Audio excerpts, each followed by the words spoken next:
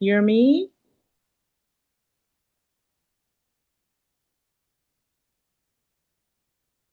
I'm not sure why the music didn't start, so I'm going to unshare and share again, okay? Sure.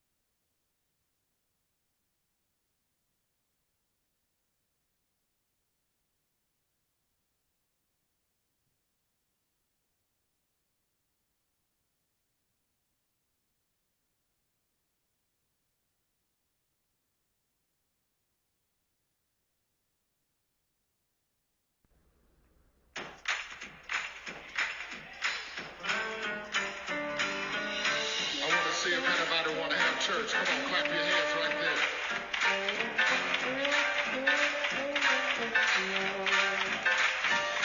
Come on, let's take it back to the wooden floor.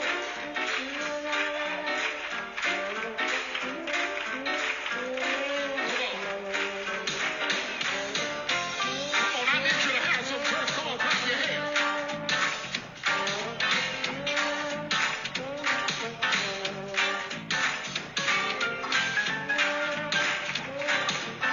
Come on, I need to see you clapping here.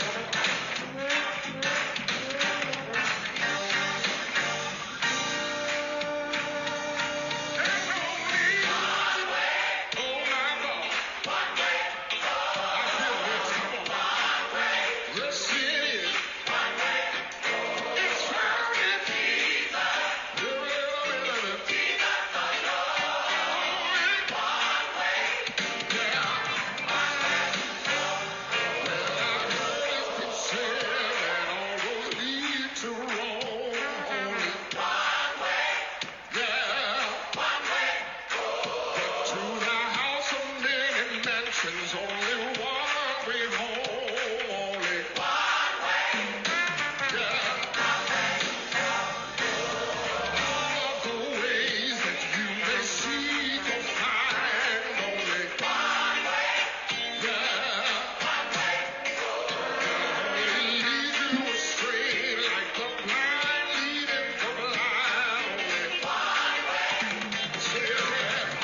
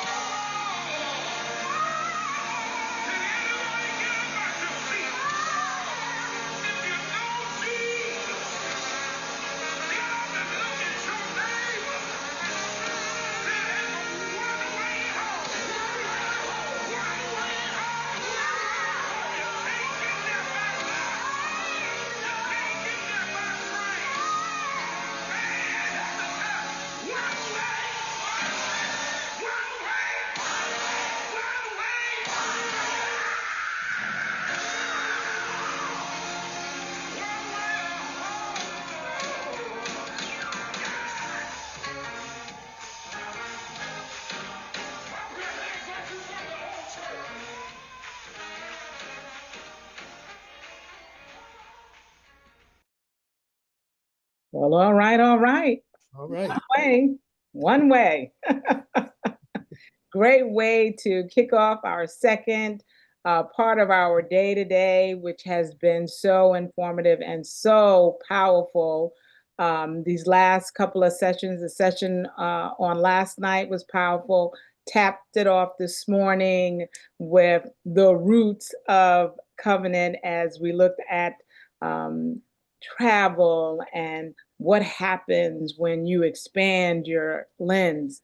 Today, we are at a time where we have this powerful keynote panel, and it is headed by our wonderful moderator who is just special. She is the Caddy director, and I will begin by giving an introduction of her, and then she will introduce our guest.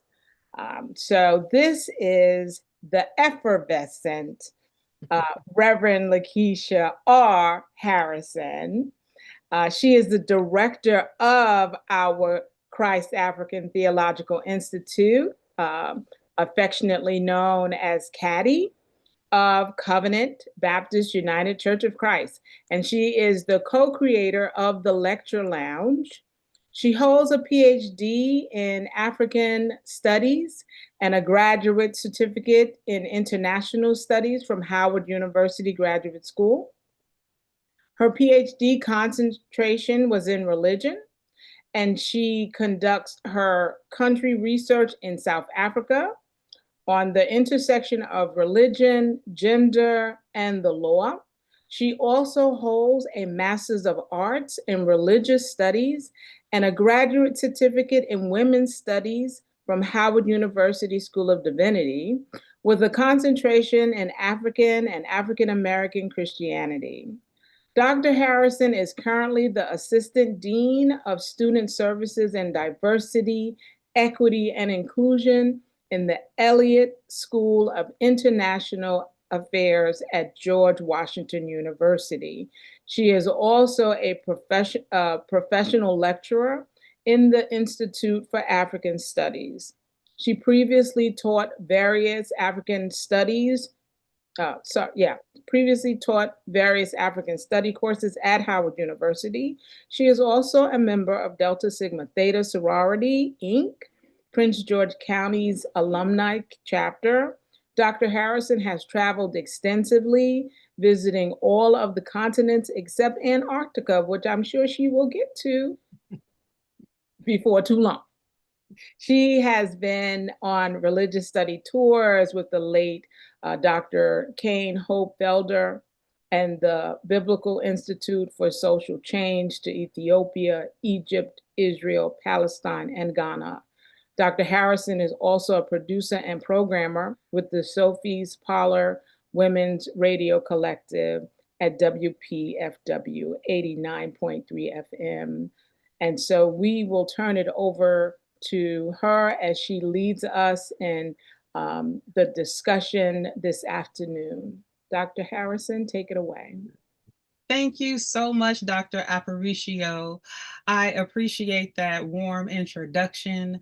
And as we get started, I just want to make sure I go through some housekeeping for our attendees today.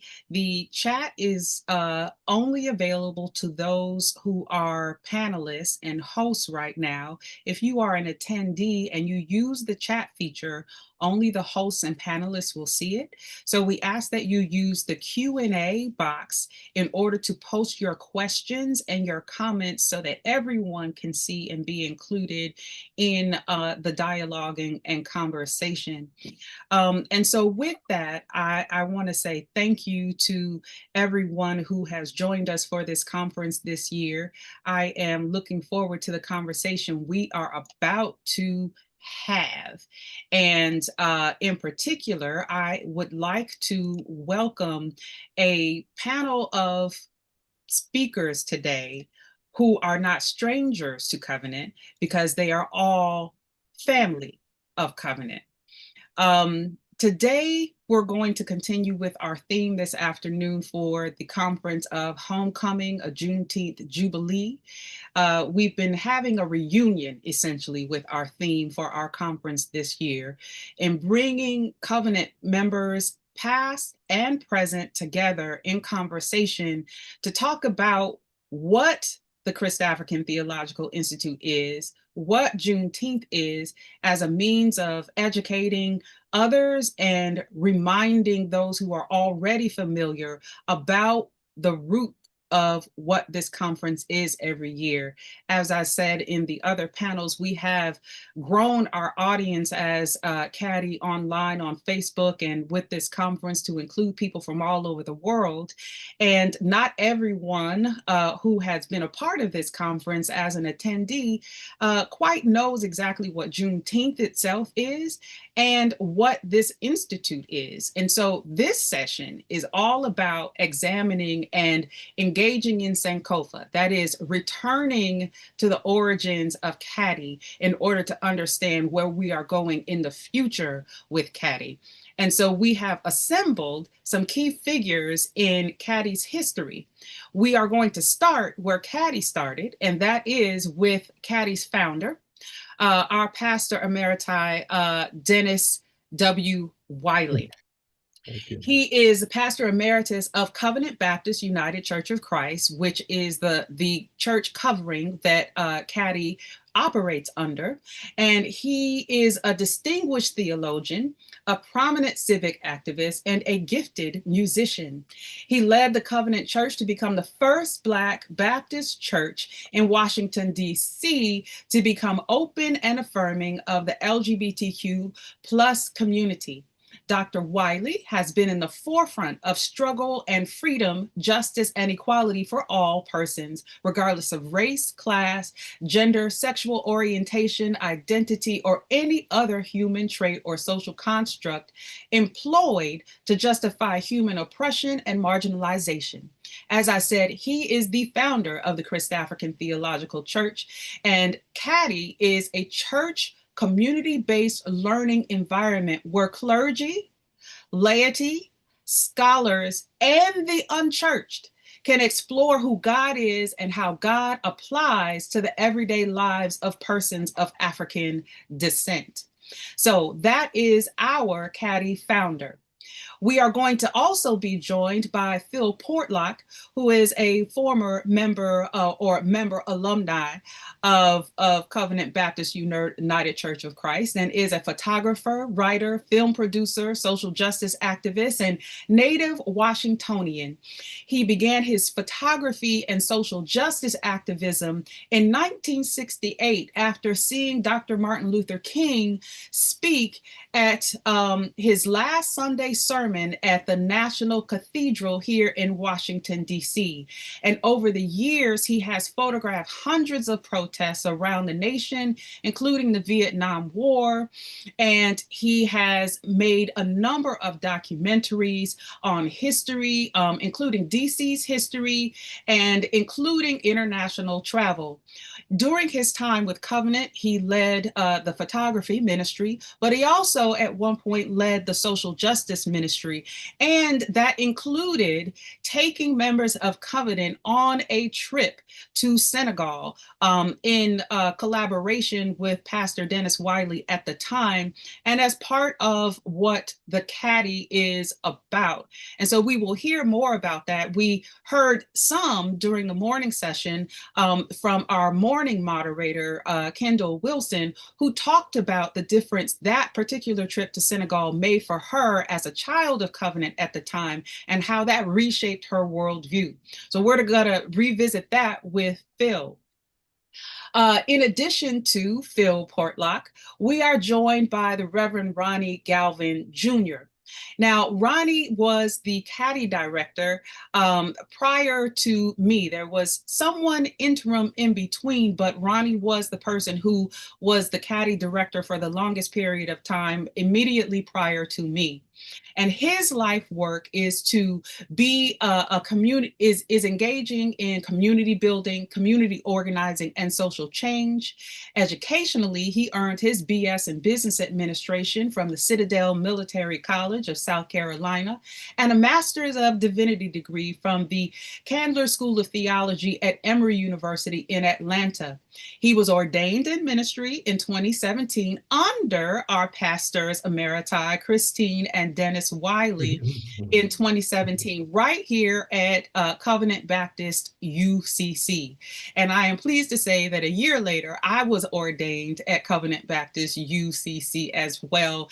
And it was a pleasure to have Ronnie there to bear witness and to welcome my partner in ministry, the Reverend Brett Lucas, as we were ordained. So welcome to our panelists. As you can hear from their short bios, those were their abbreviated versions, that we have some accomplished folks here to speak with us about the history of Caddy. So let's get into it, gentlemen. So as we get started, we did a prep session here so that we could bring you an organized conversation that gets into Sankofa. As I mentioned, Sankofa, for those who are unfamiliar, it's a Ghanaian term that stems from an Adinkra symbol. And it is about understanding your history so that you can understand where you're going. There are different translations for it, but the most common and basic translation is to go back and fetch it, meaning go back to history, fetch what information it has been lost or what information is needed in order to turn around and look forward into the future. You can't know where you're going if you don't know where you have come from. And over the years for this conference, we have just continued since 2021 when we started this virtual platform with the work that Caddy had already been doing for years.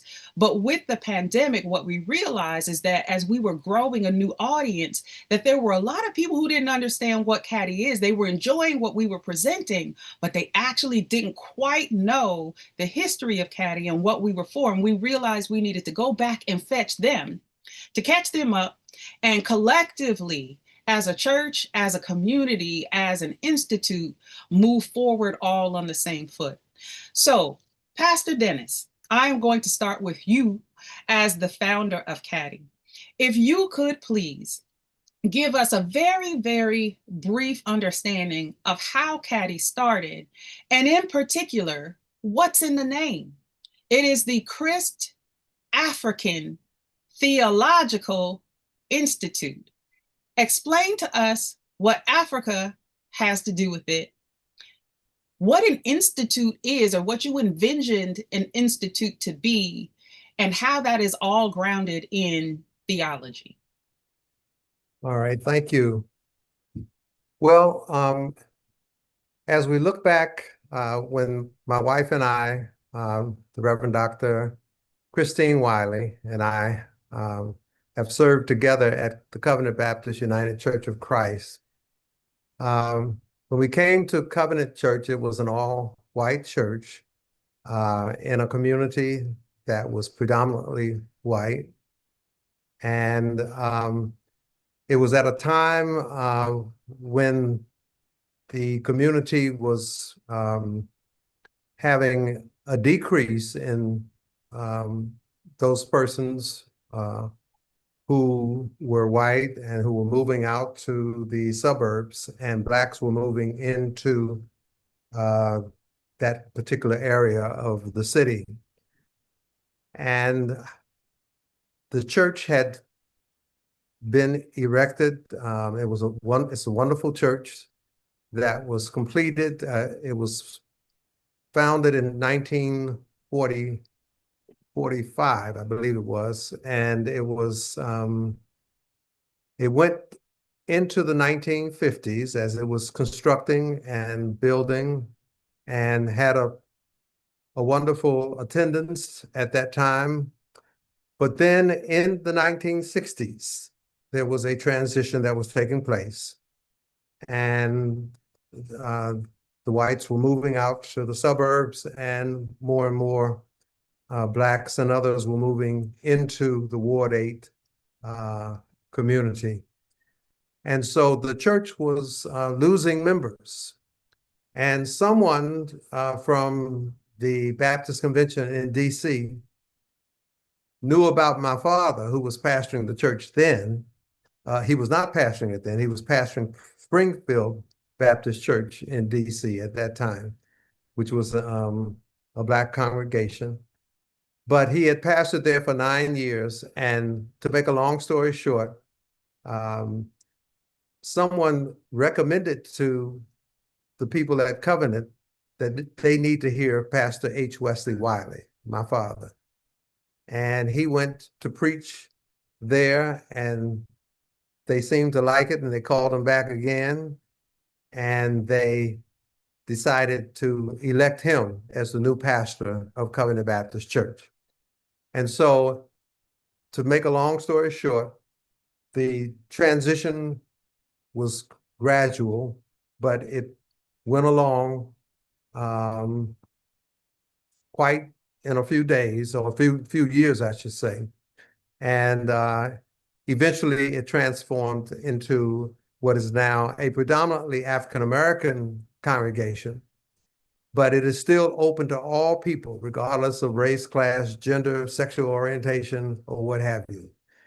And one of the things that we were faced with when I came back from college, when I came back to Washington after graduating and getting my bachelor's from Harvard, I came back and I was still looking for a job.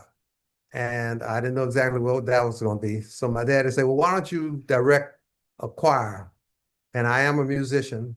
And so I put together a youth and young adult choir called the Voices of Unity. And we ended up having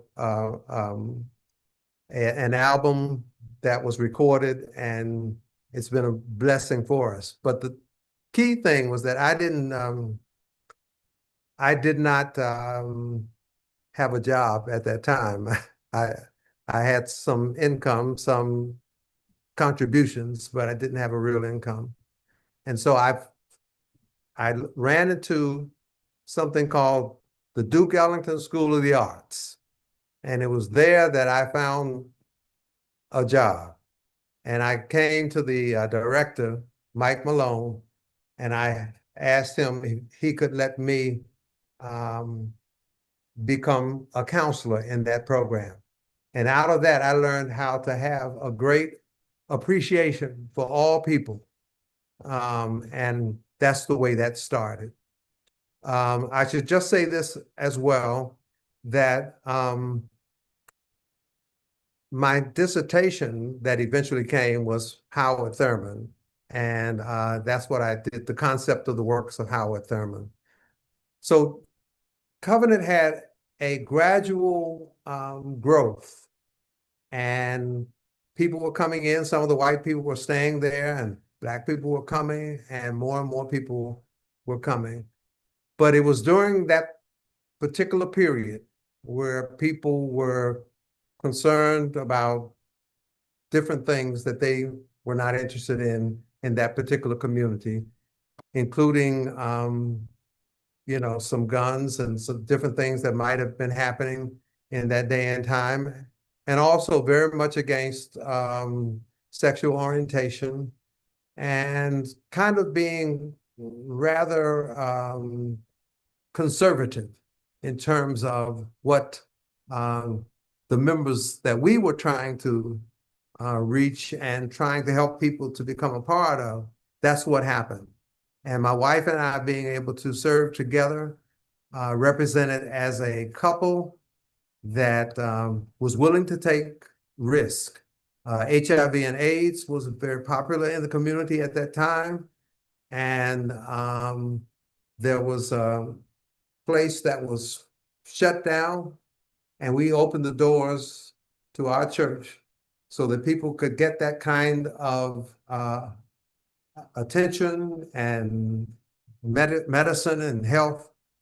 And it was agreed that they would come to be with Covenant for 2 weeks. They ended up being there for 2 years. And we were glad that they were there for 2 years because they became a part of it.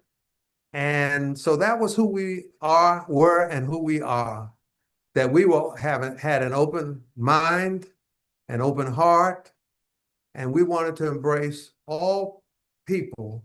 And of course, we eventually change some things to make it very clear in our motto that we say every Sunday, affirming our African heritage. Our vision is to build an inclusive body, a body of believers, etc. And it held on, and people came to the church, and gradually they came. Others were concerned about some of the issues that we eventually brought together a program called Breaking Down the Barriers That Divide Us. And we looked at class and gender and age and several kinds of things that were in sexual orientation, et cetera. In other words, we felt that we needed to bring it to the surface. We didn't need to try to hide things. But we knew that people are people and they need to be treated that way. And none of us are the same, but we are thankful that God has given us the wisdom and the knowledge and the empathy and concern to meet people where they were and where they are, so that they could become and be all that God created them to become. Now, I know there's more that I can say, but I didn't know how much I'm going to talk, so I need to be careful that I don't talk. Well, thank you for laying that backdrop. If you could then get into the conference that grew out of Breaking Down the Barriers in 1994 that formed the foundation of what later the next year became the ChristAfrican Theological Institute, and talk to us about the name of the institute and how you came to that name.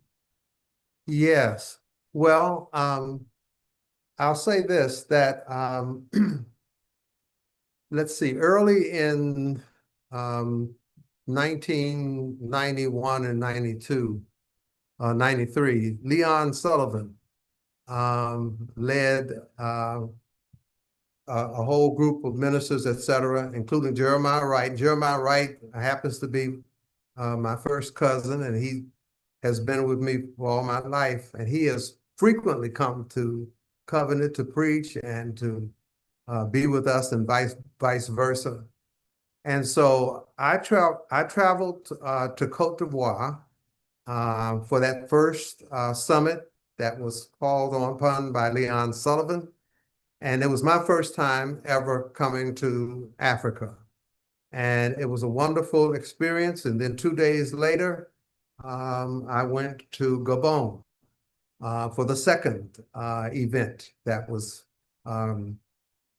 created by Leon Sullivan and so many people from America and so many other places. And it was just an eye-opening and relief for me to be in that particular situation, because I always felt that Africa was in me, but I had never been there. And it was just such a wonderful thing. And then a little later on, somebody by the name of Phil Portlock, he got the great idea of organizing members of the Covenant family to come and to go to the Zambia, the Gambia, right? And Senegal and the Gambia.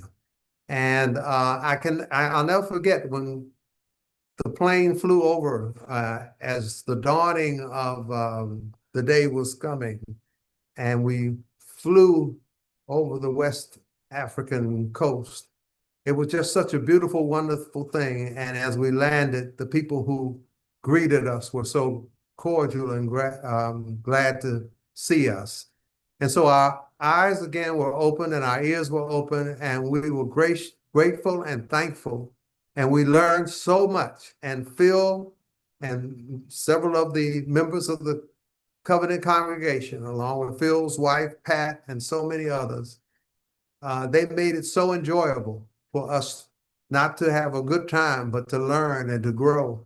And of course, we went in the place, I forget the name of it, Phil can tell me, right off the coast of Senegal, where the door of no return is for slaves. Goree Island. Yes, there you go. And we went there, and of course, that was my first time of having that experience as well. And to look out on that water and to see that our brothers and sisters were, chained and drugged and mistreated in such a terrible part, it just helped me to realize. And I've been several times since then, but I'm very happy that that happened. So it's all about that when we eventually came back. There's so much I could tell you, but I know I can't tell it all. But indeed, breaking down the barriers that divide us. And I want to just share just two things with you as I say this. First of all, I want to say, I thought about this I did, as I said, the dissertation, my undergrad dissertation on Thurman, the concepts of the church in the works of Howard Thurman. And I just was referred to this today, and you've heard it many other times, but it's just one part of it. I just say, on viewing the coast of Africa, from my cabin window, I look out on the full moon, and the ghosts of my forefathers rise and fall with the undulating waves. Across these same waters, how many years ago they came? What were the inchoate mutterings locked tight within the circle of their hearts? In the deep, heavy darkness of the foul-smelling hold of the ship, where they could not see the sky, nor hear the night noises, nor feel the warm compassion of the tribe, they held their breath against the agony. And I will leave it there, but again, that was a blessing in and of itself and helped me to have more of an understanding of what our African brothers and sisters were going through, as well as others. And from that point forward, we continued to do whatever we needed to do in Ward 8 of Washington, D.C., to make Covenant Baptist United Church a place where all people were welcome and could come and be who they are and accept others who they are. Thank you for that, Pastor Dennis. So what it sounds like is from the beginning, the reason why Caddy has the word African in it is that you were being molded and shaped through the influences of your own personal experiences and your theological education. Quoting Howard Thurman and the influence Africa had on him, and going back to the continent had on him, and you wanted to bring that to the congregation, intentionally the focus on African identity, not just our identity as Africans in America, but to be reminded of our connection to the continent directly, and that was always a part of what Caddy was intended to be. So Phil, we want to turn to you now, because he lifted you up as one of the people who influenced him and helped continue developing that connection to the African continent, and the work you did in Covenant to expose more members of the congregation and the community directly to the continent through experiences on the ground in Senegal and the Gambia and Goree Island. Pastor Dennis mentioned the door of no return at Goree Island, and in the morning session, one of our former Covenant kids, all grown up, who had the opportunity to go travel to Ghana, mentioned his experience with the door of no return in Ghana. Because there are multiple doors of no return all over the coast of Africa, but there are only a few that are actually still standing, where people can go and experience what those cells and dungeons were like. So Phil, can you please talk about your role in helping the congregation live out the mission of affirming our African heritage, because Pastor Dennis, I am very clear, our mission statement doesn't say affirming our Black heritage. Right. It doesn't say affirming our African American heritage. It says affirming our African heritage, and Caddy's name is the ChristAfrican Theological Institute, and our stained glass windows in the church include multiple depictions of the continent of Africa. So that language is intentional. So Phil, can you talk about how you helped bring the congregation along to understanding and embracing that aspect of our identities? Sure, I'll do my best. Greetings to each of you. And Pastor Young, we are still going to meet one day.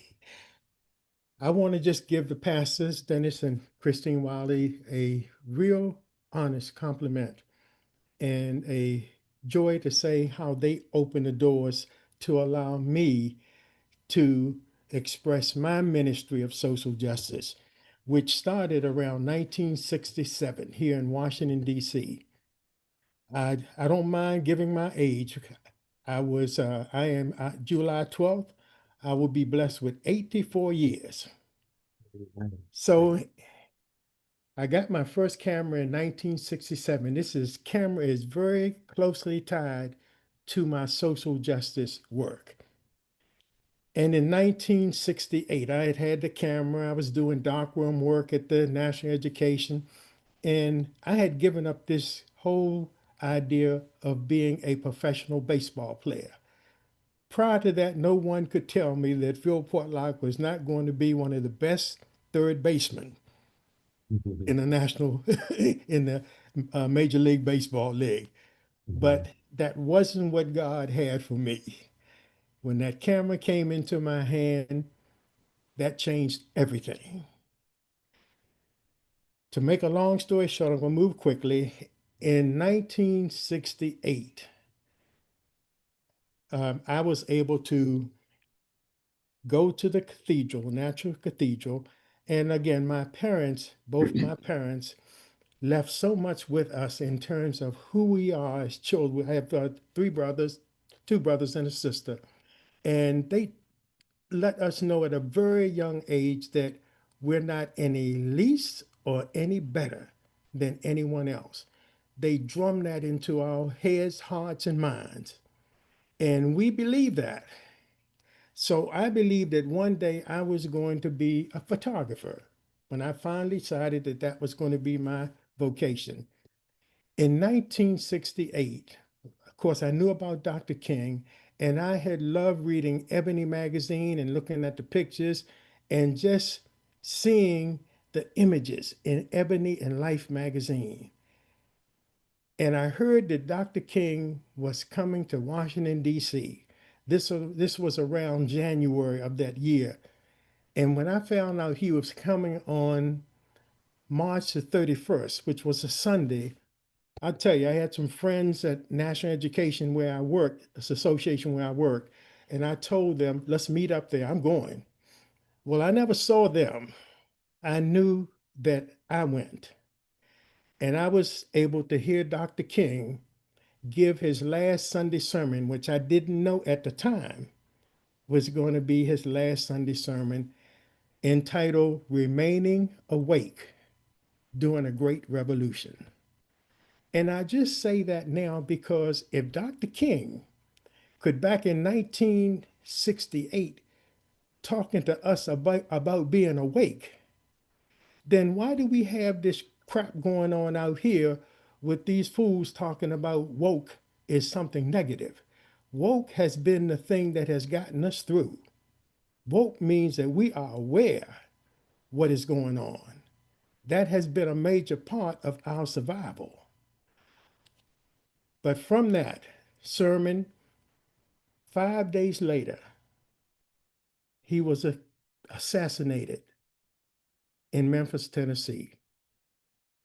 And I was a young man, 26. I could have been out in the streets with my friends, looting, doing all kinds of stuff.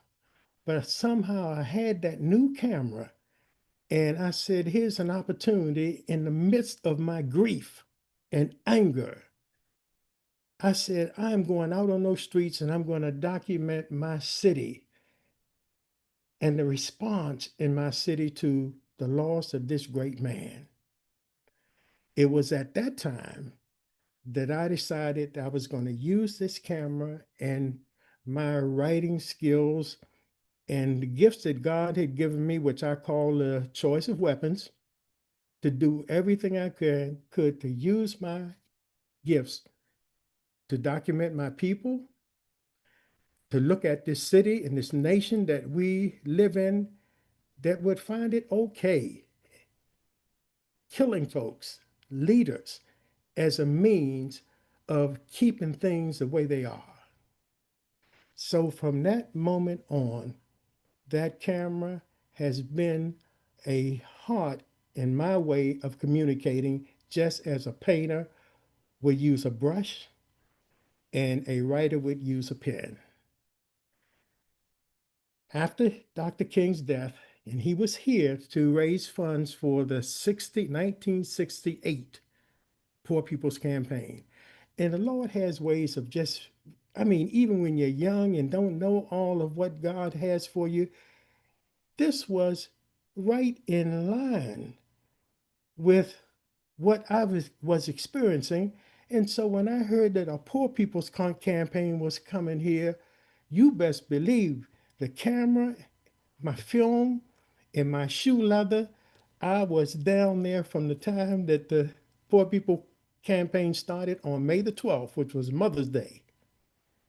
Had a chance to photograph Dr. King's wife and other people, George Wiley, whose daughter is now, who is Myra Wiley, that we see on MSNBC. He headed the National Welfare Rights Organization. From that point on, I stayed, got myself a hut down at Resurrection City. And what Resurrection City educated me to by my brothers and sisters from Marks, Mississippi, was Juneteenth. So this young man was getting an education that he probably could never have gotten in a classroom or somewhere else. And so that brought me in to this whole issue of social justice and documenting and hoping that I would be able to play a role in documenting what is happening in this country. In June of that year, Robert Kennedy was killed in Los Angeles. He probably would have won the 68 presidency election had he lived.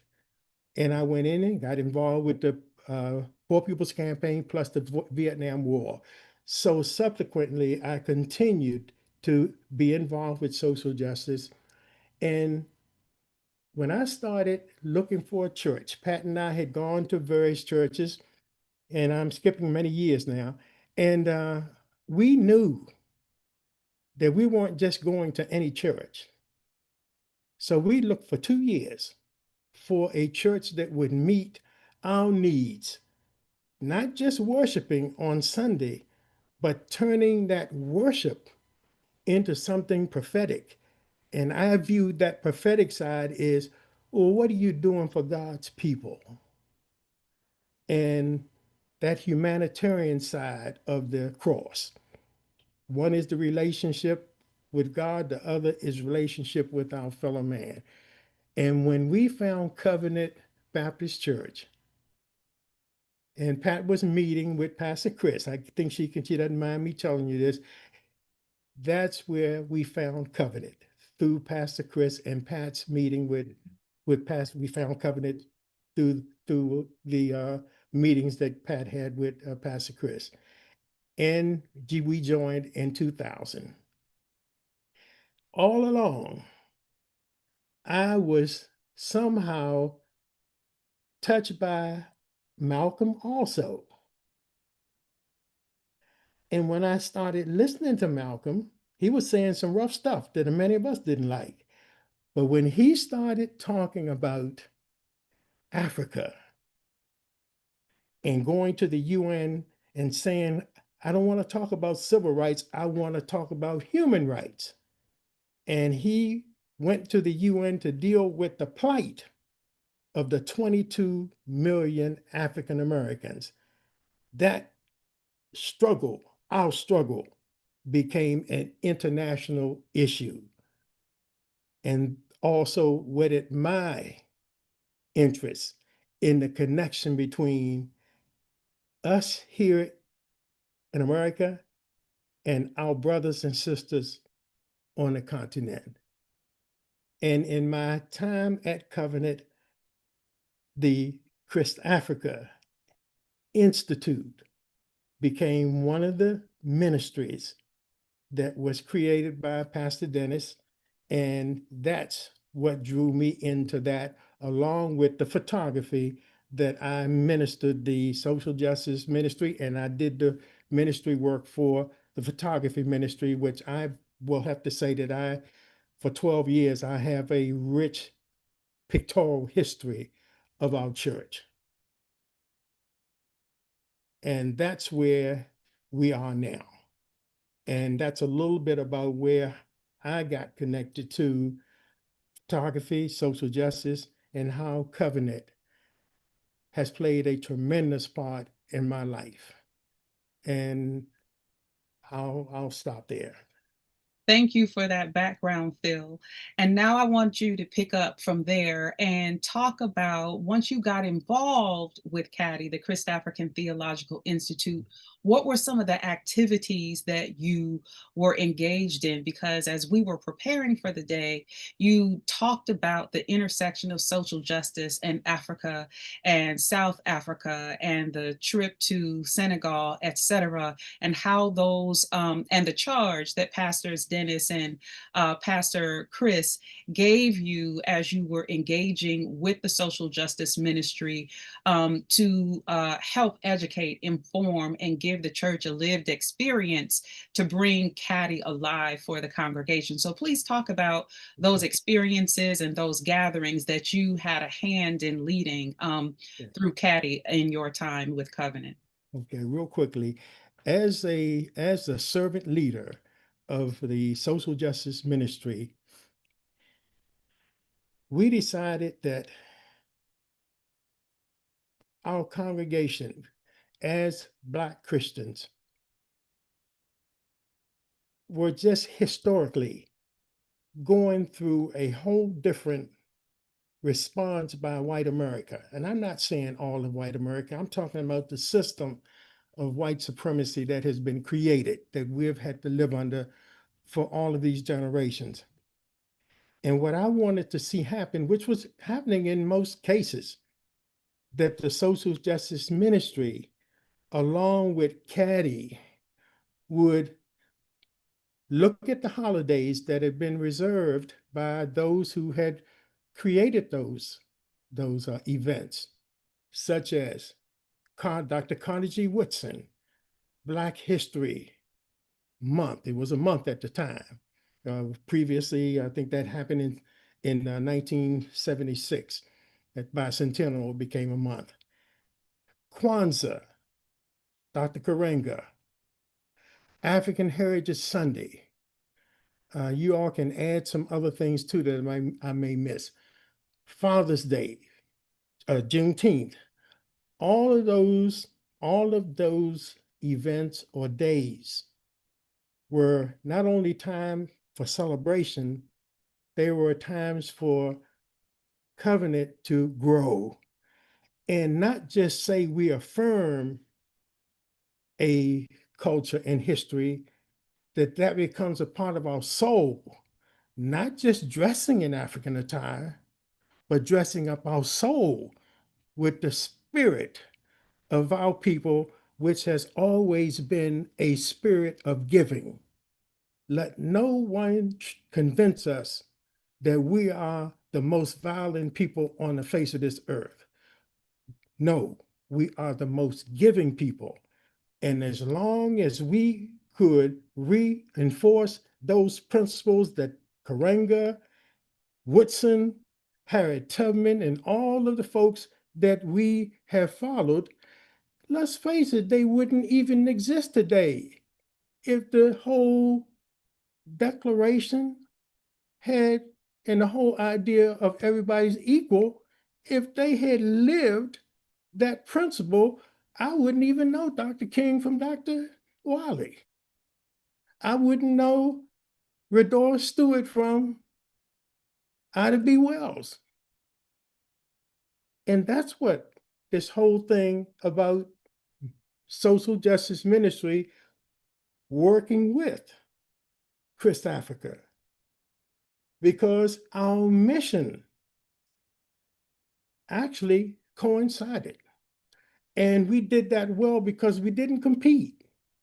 We knew if we came together and we brought folks into the congregation and into the community, that we would be on the way of healing, not the world, because we can't always do that, but ourselves and the community in which we decided to stay as a church. Can you talk about the example of the South Africa program that you did back then as an example Sure. of how you brought those communities' identities together through social justice in Cady? Sure. Whenever Pat and I were blessed with the opportunity to travel, we saw those as a blessings and not just an opportunity. And they weren't just travelogues, you know. And we made that first trip to Senegal and Gambia in 1992. We didn't do that with Covenant. We were introduced in 92. One of the things as a writer and a documentary, that's those are the gifts that God gave me.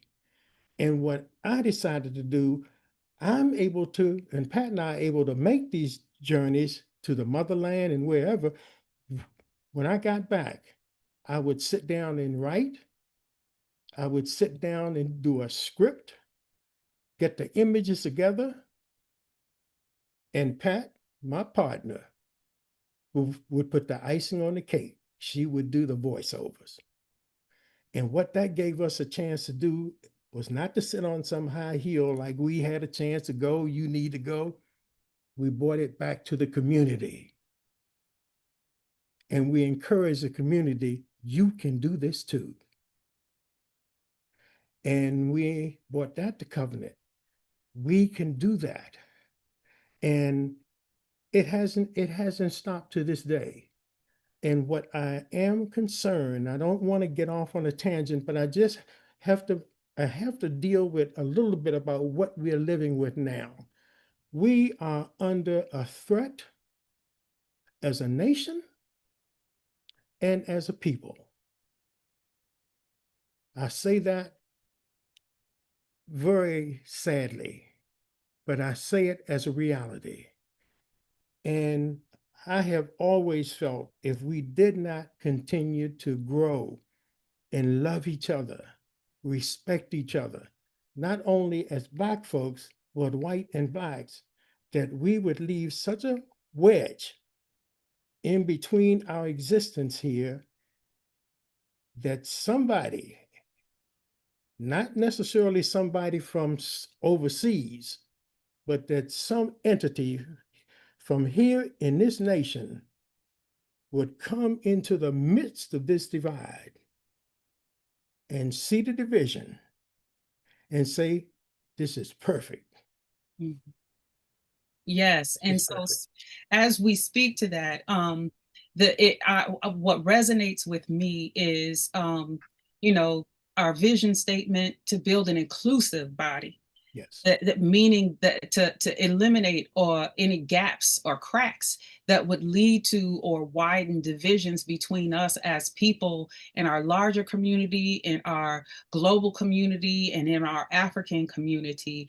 And so what we've been doing in Cady since 2021 with these conferences is trying to continue that unity by having speakers and guests from different parts of the diaspora, different parts of the continent in conversation with us here in the United States in order to eliminate or limit the ability for entities to divide us and keep us divided.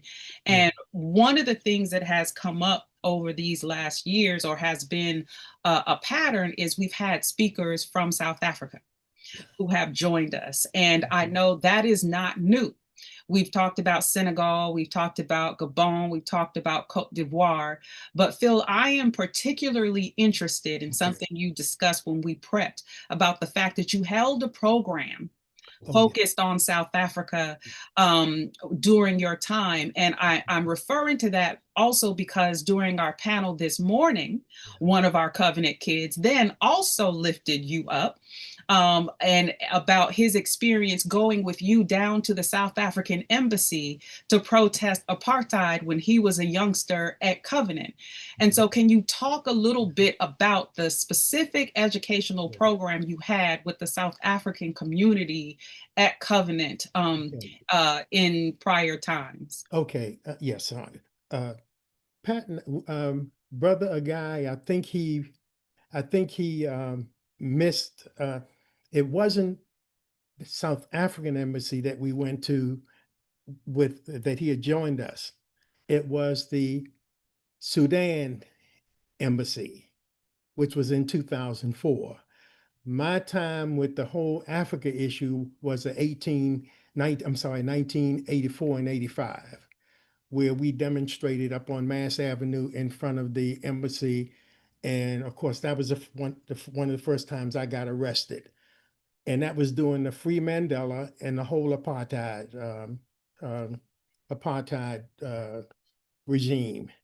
It was from that experience that Pat and I traveled later on to South Africa. And we spent several weeks there.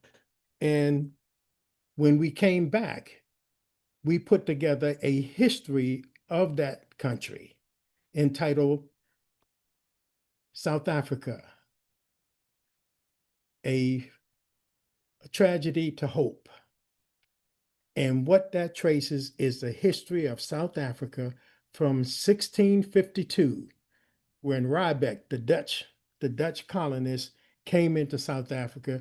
We covered that history through 1652 to 2000, to 2000. We ended up primarily with the whole, what is it, the NCA, winning the election in 1994. And we brought that to Covenant as one of our ChristAfrica programs. And I think it was in February of 2005, I think it was 2005, 2006. And we had it in the fellowship hall in the evening. I mean, not the fellowship, but in the sanctuary. And we had a packed house there. And we have had several brothers and sisters from South Africa. And I didn't know how it would be received, because I did spend time while I was researching.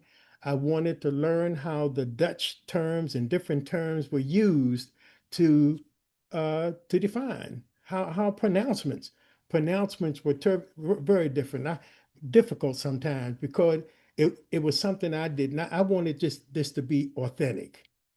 And when the presentation, it's an hour long, and when it was over, there were about 8 people, brothers and sisters, that came down to me, and they looked at me and they said, and they just grabbed me and said, "You told the story, brother." And all I could do was just cry, because I was so relieved that I didn't do something that would offend or leave out something that is a part of their struggle. And we were so excited about that program. We had a discussion after the film, and it was one of the highlights of the time there. In addition to, in 2006, we had, during Black History Month, we had a whole bazaar set up. You remember that, Pastor Dennis? Set up in the basement in the fellowship hall, where we had a replica of the slave ship. I'm trying to loosen my memory now. What was the slave ship that was captured by the slaves? Amistad? Amistad, yes, yes. We had a replica of the Amistad. We had a replica of a tunnel, the Underground Railroad. We had folks that bought all of their memorabilia to the church and trusted us to lock it up for Friday night, Saturday night. And we had the community come in. And I'm saying this all to say that Pastors Dennis and Christine, as Pastor Dennis says, have been on the cutting edge. And I'll take this time to just say, although I have not met Reverend Young, I embraced him a short time ago. I just see so much in this man, and it's a wonderful legacy of what's being left. I don't have a lot of time here, but I can guarantee you I'm going to do everything God allows me to do to leave something here where when folks say something about Phil Portlock, and this is not boasting, that they will say, he ain't leave a whole lot of money, but he left a legacy of social justice, a legacy of respect for human beings, and a legacy of getting off our butts and making the changes we need to change. That's it. Well, thank you for that. Thank you for that. And so that is a rich explanation of how what Pastor Dennis founded in the ChristAfrican Theological Institute lived out through our members and other ministries in the church collaborating and coming together to create programming and educational opportunities and lived experiences for our members and for the community. And so now that brings us to our third guest, Ronnie Galvin, who was the Caddy director from 2015 to 2018. So Ronnie, you were the director of the Institute through our transition. As the pastors Wiley appointed you to be the director of Caddy, in time during your leadership, they transitioned and retired. So as they were preparing to leave and preparing the church to leave, we were given this charge as a church of moving forward collectively 10 times better. And this session is called Sankofa Caddy 10 times better, meaning to take what was started in 1995, what was developed during the eras when Phil Portlock and others were leading and implementing Caddy's charge, and then moving forward into the future to improve it, change it, develop it, grow it. During your time in that transition, can you talk a little bit about what you were charged with and then what you tried to leave for me to pick up, for us as a congregation to pick up and carry forward into where we are today? Thank you, Dr. Harrison. And just also want to acknowledge Pastor Young and the panelists. Dr. Lakeisha, I thought you said I was going to be on here with my elders, but I'm looking at Baba Wiley and Baba Portlock's skins just popping over there. If I'd have known they was going to be looking this good, I'd have put on some makeup or something. I'd have put on some powder or something over here. So age is definitely doing y'all well for sure. Good to be back with y'all family. A lot of faces and names I see on here. Dr. Wilson, Dr. Stewart, Claudette Moore, Phil Portlock, you talking about like social justice media. Like Claudette was like the champion for that while I was there. And so I just to set a little bit of the tone. So I just want to just say real quick, I'm like literally hot off the sands of Africa, like literally like hours. And so all the places y'all mentioned and many others. And this is how good the ancestors are. Unique and I saw so much while we were there. I'm going to get to your question in like 2 seconds. But Unique and I saw so much, like y'all said, when we were there, we experienced so much. And like the ancestors spoke loudly and clearly. and sent us back with a charge.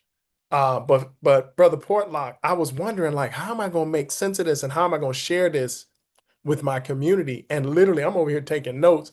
I'm stealing all of your ideas, right? It's just like there is a method to it. And so a lot of what you did, I'm hoping that we're going to be able to model that too. I also want to just thank Pastor Dennis and Pastor Christine.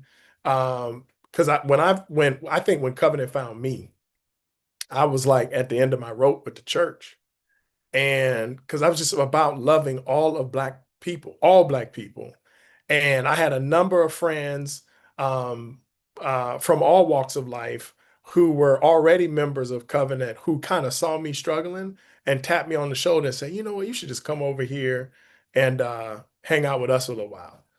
And I ended up at lunch with Dr. Dennis and Dr. Christine, and lo and behold, I became a part of the staff and eventually became ordained there. And so I just want to thank you, Dr. Dennis, and please pass it on to Dr. Christine. Like the fierceness, Phil said, on the cutting edge, but also the grace and love that y'all have always brought to ministry. It helped me grow up as a minister. I just want to say thank you for that deeply. So when I came into Covenant, yeah, I'm still a young minister trying to figure out how to minister, right? And so, we were watching our pastors, of course, and each other. And I don't know what caused Pastor Wiley to tap me on the shoulder and say, "Hey, I want you to like help grow this." And he took me through the whole history, the original program, trip to Africa, all of that stuff, and said, "Now it's time to actually grow this." What I didn't know, and that's what you talk about Sankofa, I didn't realize how the church was leveraging holidays and events as a way to amplify who we were as Africans. I thought I thought it just happened, but I didn't realize it was such an intentional effort. And so, Dr. Harrison, what I inherited was a church who understood the importance of those moments of Black History Month, of African Heritage Sunday, of Martin Luther King Jr.'s birthday, of Juneteenth, of Kwanzaa, right? All of the and I got some of the programs still, Pastor Wiley, and when we were christening babies, what it meant when the whole community came together and the child who had just arrived in our community from the place of the ancestors was in our midst, and we were lifting that baby up and giving thanks for that baby in the face of God. Like all of those moments were moments for us to ground ourselves and to amplify who we were as Africans. And Pastor Wiley, I remember there were two things that you told me.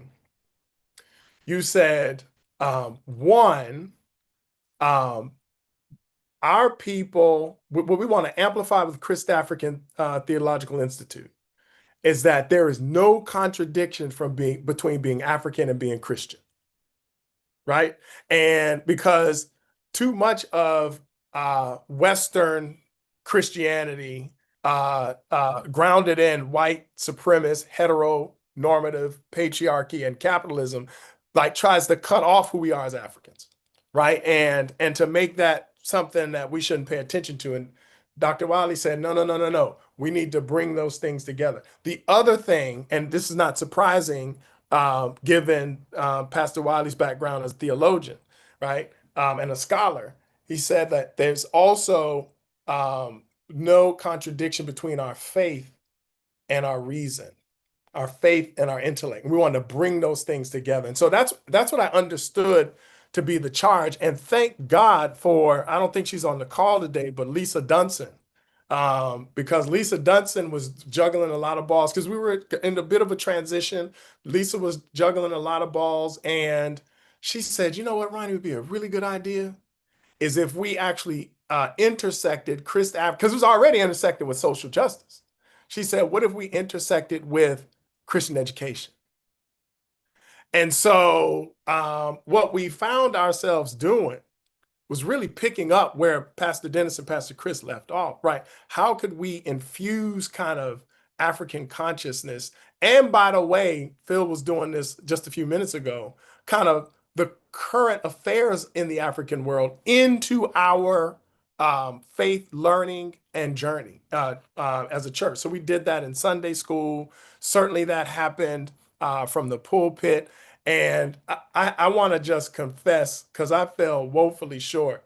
I really wouldn't let anybody else teach the Sunday school because I was having so much fun just being purely just Africa in Sunday school. And so at that time, I think what was happening, and I just want to also acknowledge that it doth not yet appear what we shall be.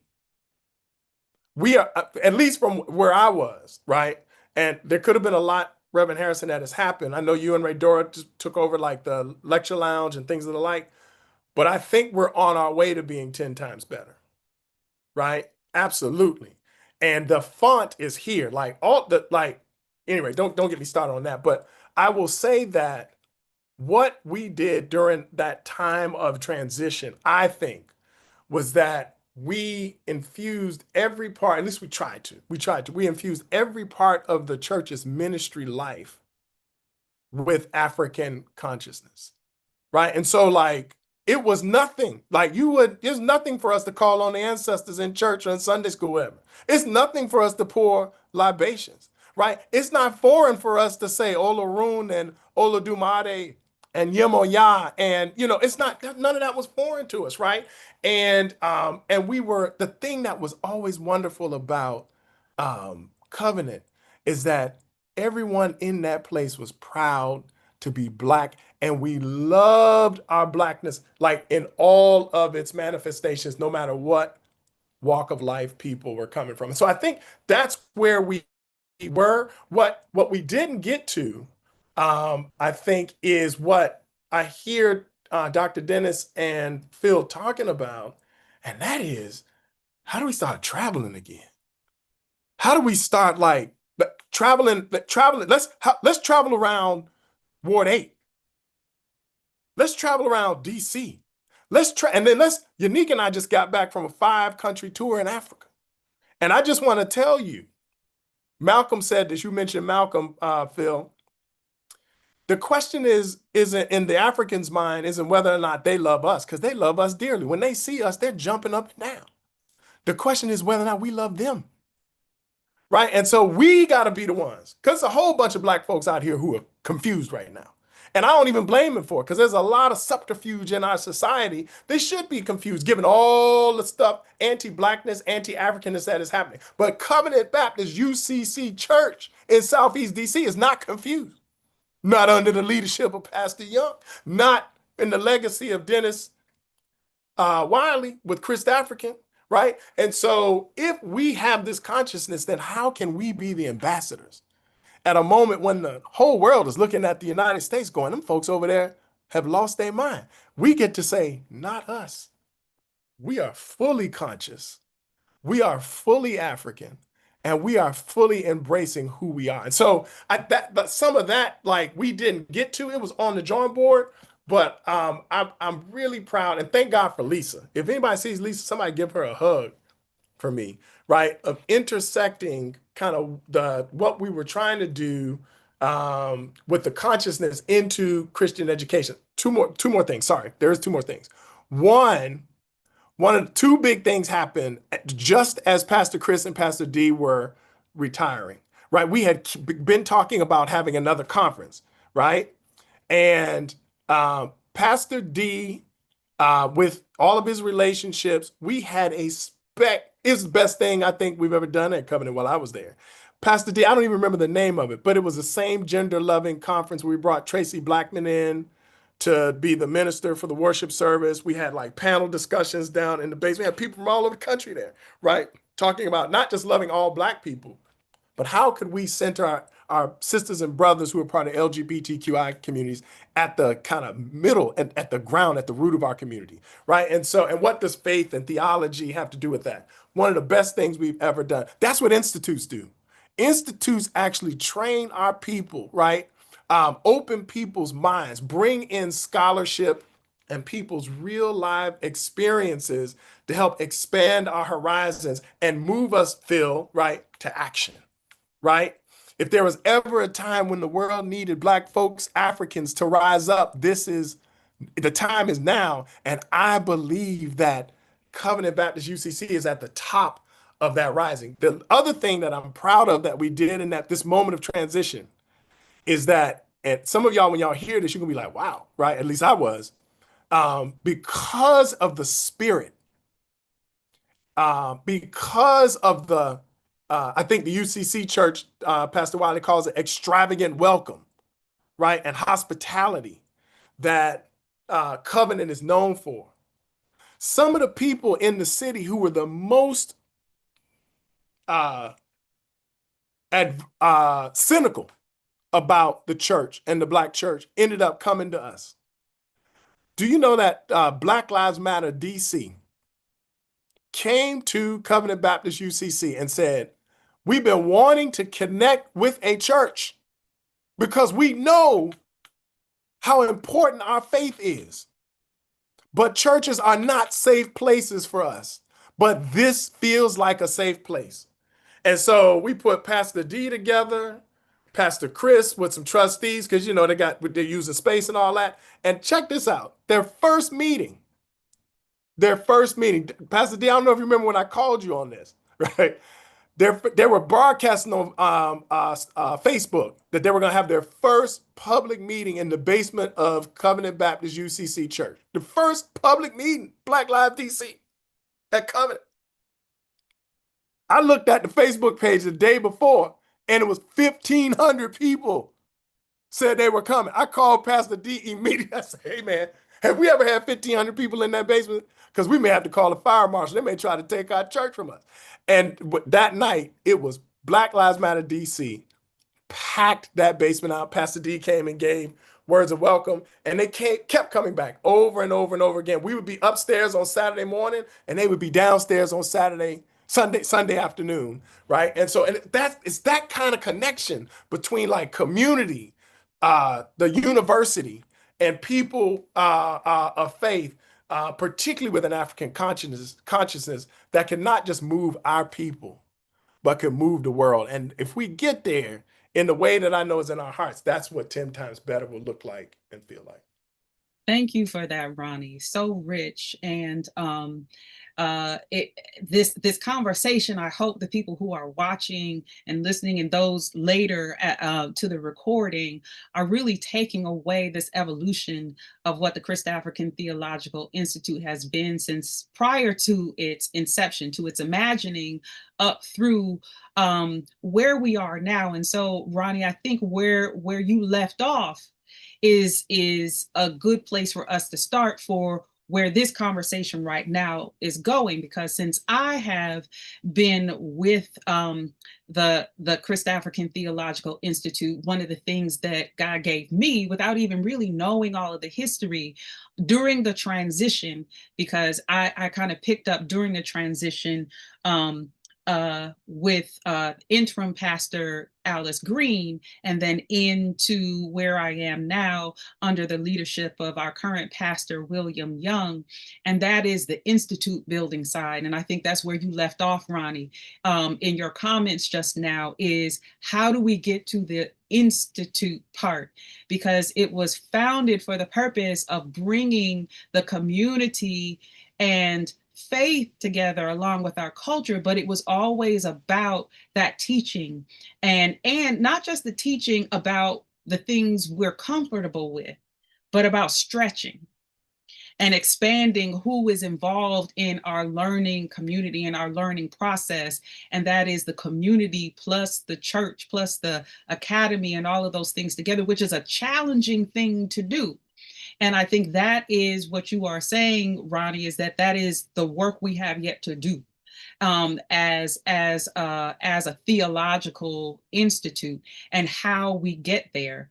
And so that's the Sankofa part about going into the future. So we've just looked at where we've been, where CADI has been, where it started, and now let's look at where it's going. I would like for each of you to speak to two things you think are critical to building what an institute would look like. Because Pastor Dennis, I'm very clear, you called it the ChristAfrican Theological Institute, not the ChristAfrican Theological Ministry. And there's a difference between a ministry and an institute. An institute can do ministry, but an institute is distinct from a ministry. And since I've been in this position, there's been this kind of balancing act between caddy the ministry, and that is the service to people's spirits, right?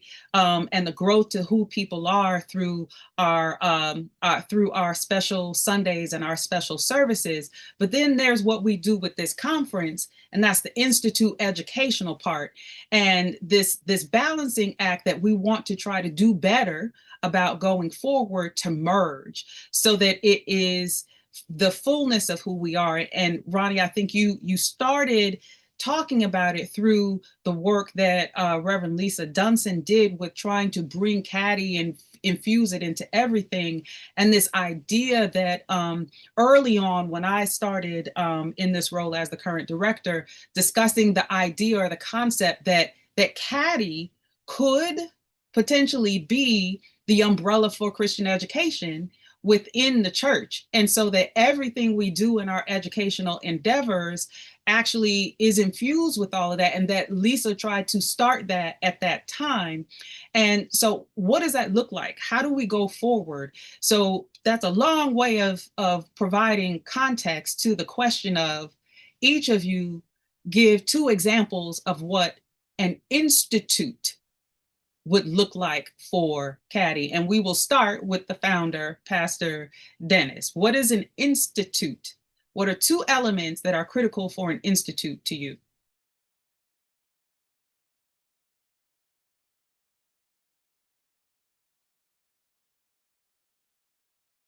Pastor Dennis, you are muted. If you could unmute, please.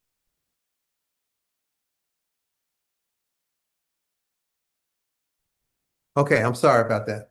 I think that what you have just asked, and I think Pastor Young will be appreciative of it.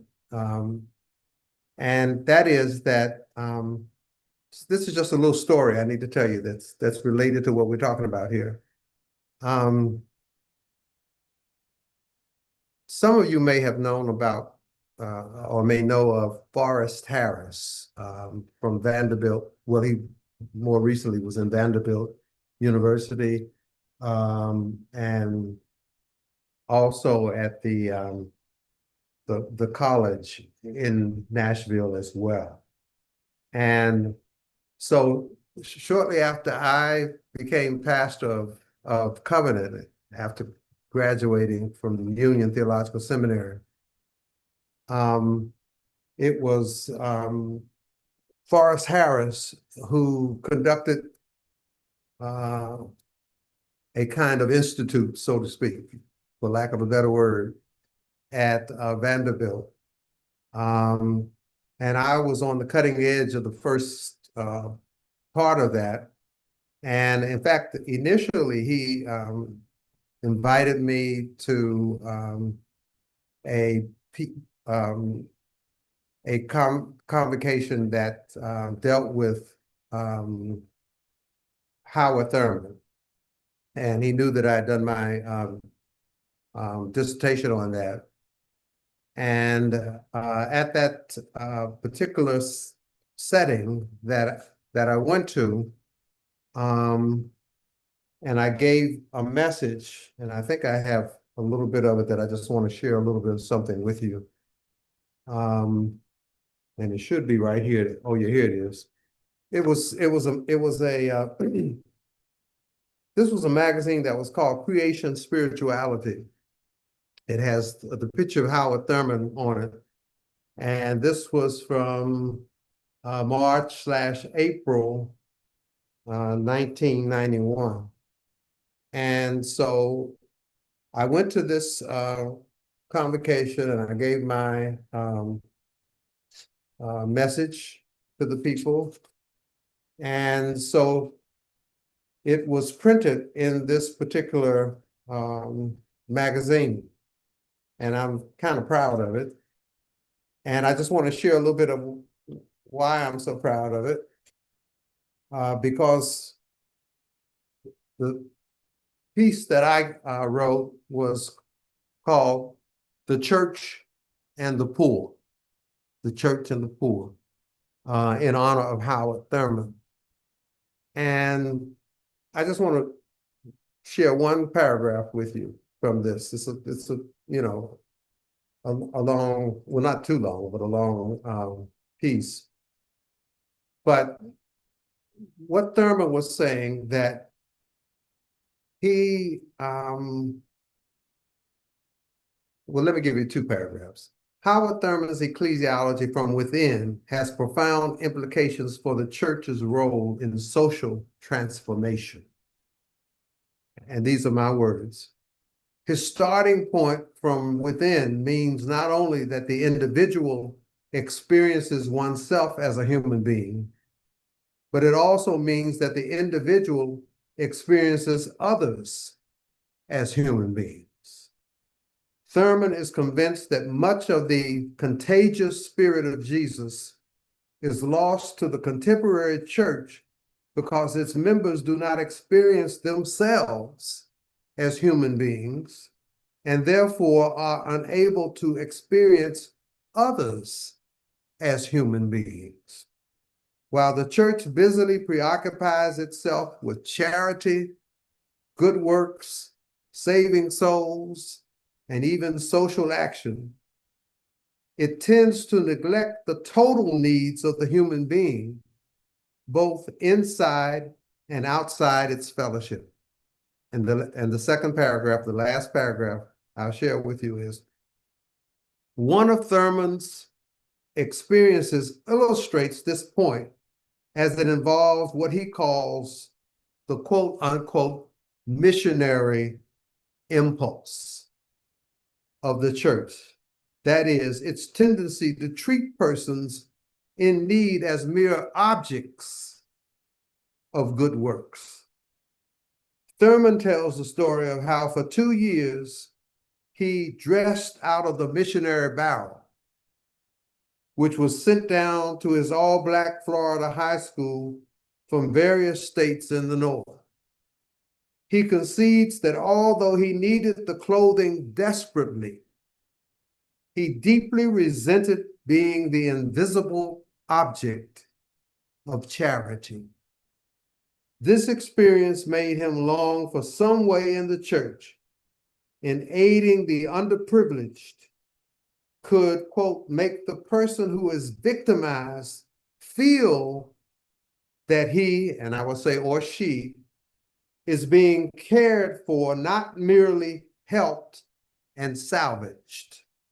And then he says, I just wish I really knew how to administer to a human need without putting my contaminated fingers into the quiet recesses of another person's private dignity.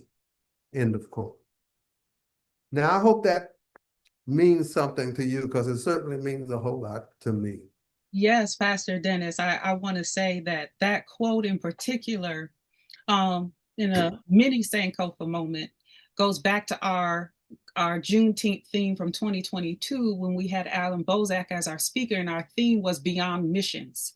Okay. How okay. do we do or resume missionary work today without the negative, stereotypical things that came with the harmful ways in which Christian missionaries encountered Africans and what they did? How do we throw off that harmfulness, that objectivity, or othering that has historically come with missionary work, and reimagine it today in a way that is in partnership and out of respect for the people that we seek to do missionary work with? And so it sounds like in what you are suggesting is essential for an institute is to reimagine the future of what missionary work does that respects the humanity of people and does not objectify them. And it is interesting because in the morning session for our youth, one of our speakers said he would like to see Covenant get back to doing missionary work, and he looks forward to being able to do a mission with the church going forward, in particular on the continent of Africa. So I thank you for that and laying and planting that seed, and letting us know we were on the right track back in 2022 with revisiting what missionary work could look like. Phil, if you could say what you think is May I? Oh, May yes. May I say one more thing about Yes. that before we Yes. move on? I don't need to speak too much, but thank you. Just quickly, yes, I hear what you're saying, and I think that's part of what has to be done. In other words, we don't want to make the same mistakes that others have made in thinking that they're doing good works, which in a way they are, but that's only half of the issue. And helping the people that are working with the church and with the pastor and with you, and to help them to grow, and you can work with them and not treat with them as if they are something that you just kind of have some pity for and that kind of thing. So that's one thing. But the other thing I wanted to say is that you have a pastor, Pastor William Young, and I want you to know, and I don't think he would mind if I shared this with you. He sent me a letter after he had been appointed to become the next pastor, and he sent me a wonderful letter, and I just want to say a couple of lines or so for you. He says, I bring you greetings and pray this finds you well. I simply wanted to reach out and introduce myself in anticipation of meeting you in April.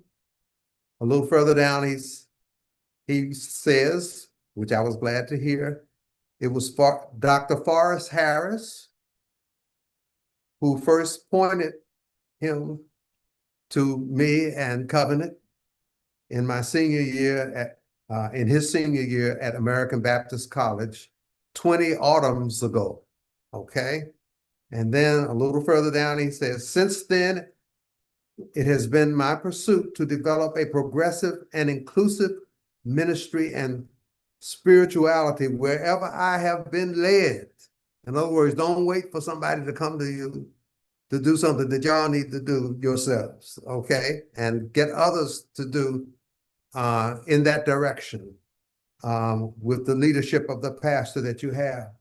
And later it says, how queer and marvelous are the ways and will of God. He says, an amazing faith community is an understatement. He says, I want to thank you for all that you have done in cultivating that space of grace. Thank you. Don't wait for somebody else to come to you. Got it right here. Thank you for the example of prophetic and radical ministry. Thank you. I write as one of those unknowns that you have blessed. And then he says, friends from Vanderbilt and colleagues as far north as Canada have regaled me himself over the years, over their encounters with yourselves. And then later he says, your influence is evidence and it is intoxicating. And then finally he says, a great ministry, how much you pastors and people have gone through over the years. And for lack of a better expression, what gargantuan shoes I have to fill. 2 pairs to be exact, exclamation point. No one ever can take your places. You have truly created a miracle, he says, which I appreciate. I don't take that, I'm not the big head, but thanks for he believes that, but I appreciate it. He says, you have truly created, talking about my wife and me, a miracle ministry of excellence there in Congress Heights. My desire is not at all to tear down, but only to cultivate on the legacy. And then finally, he says, my pleas are to relocate from Scotland in April. I am very much looking forward to meeting you and to many conversations in the years to come. If you are willing, I wish you every blessing for this Christmas and this new year. And that was back in December of 2019. So I'm just saying that to say, hey, thank you, Jesus. Well, we have a Pastor William Young at the Covenant Baptist United Church of Christ. Amen. So the two things you think are critical to an institute, one is one, we've already said, but two is the pastor that the church called, or that God called to this church to take the baton and move things forward and continue building on the legacy that you and Pastor Chris created. And indeed, I will say that I was excited about the prospect of having Pastor Young because of his global and international experience coming in, that this church needed in order to continue growing and expanding in the global world that we have here now. But I am mindful of the fact that time is beginning to grow short, and there are questions that have come in the chat in the time we have been talking. But I do want to allow Phil and Ronnie to mention what they believe are essential elements of an institute for Caddy to move forward, and then we'll go to the questions in the chat.